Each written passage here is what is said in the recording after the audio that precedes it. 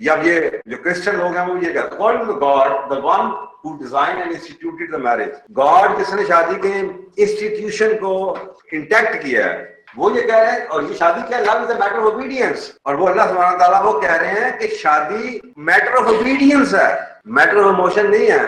میرا دل نہیں کرتا خامد کی بات ماننے کو, میں اس کی بات کیوں مانوں. فسارے ہاتھوں کان اطاعت.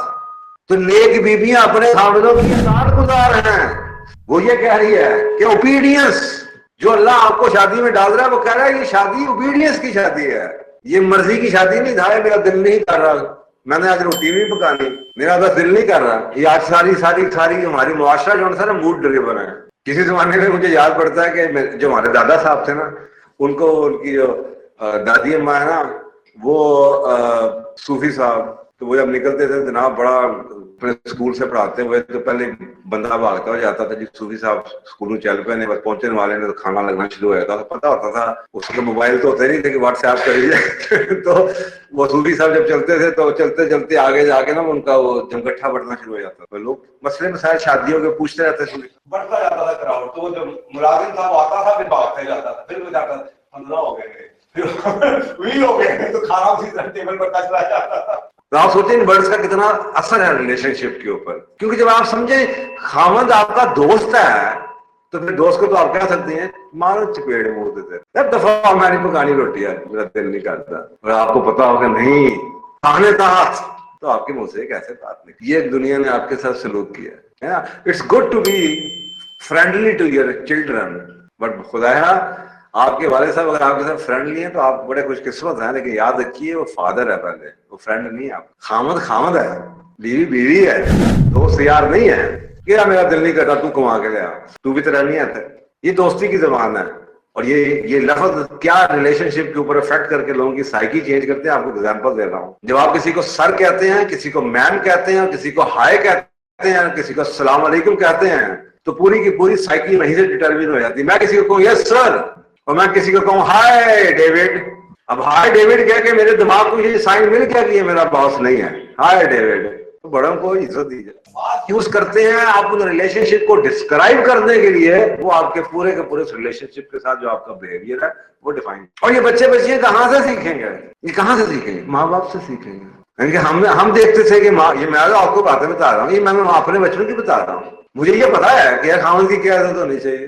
مجھے یہ پتا ہے کہ جناب ہم کھیل رہے ہوتے تھے, گندے ہوئے ہوتے تھے, مٹیوں سے کھیل رہے ہوتے تھے, ساتھ ہی جناب ٹائم آتا تھا تو 3 بچے تھے تو امی جناب پکڑ کے ایسے جناب باتھ روم میں جاؤ, نہاؤ, کپڑے بدلو, یہ کرو وہ کرو, ابو پہنچنے والے ہیں. 4 بجے کچن ٹیبل کے اوپر چائے لگی ہوتی تھی اور جناب ہم لائن باندھ کے سیدھے دروازے گیٹ کے آگے کھڑے ہوتے تھے, ابو آنے والے ساتھ ہی. آپ سوچیں ایک بندہ ایسے گھر میں گھسا ہے اور دروازہ کھلا ہے, اس کے 4 بچے بیوی سرخی لپسٹک لگا کے کھڑی ہے, تو وہ اپنے آپ کو کیسے بادشاہ سمجھتا ہوگا.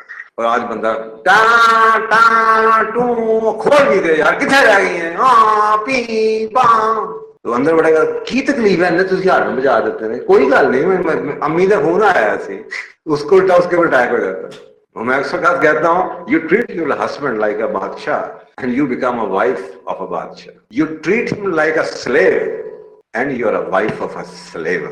خامد کو بادشاہ بنائیں تاکہ آپ بادشاہ کی بیوی بنیں. خامد کو نوکروں کی طرح ٹریٹ کریں گے تو آپ نوکر کی بیوی. پتہ نہیں کیا تربیت ہے. ہمیں تو یہ پتا ہے, ہمیں تو یہ امیج ہم نے دیکھا ہوا ہے. کبھی زندگی میں ماں باپ کی لڑائی نہیں دیکھی, ہمیں تو پتہ نہیں لڑائی کیا ہوتی ہے.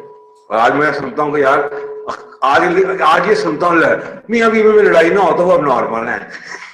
تو میں کہتا ہوں اچھا یہ کس نے کہا؟ یہ فلانی انگریزی کی کتاب میں لکھا ہوا ہے. میں نے اس کا مطلب ہے کہ آج سے 50 سال پہلے سارے کے سارے دنیا میں اب نارمل سب پاگل تھے.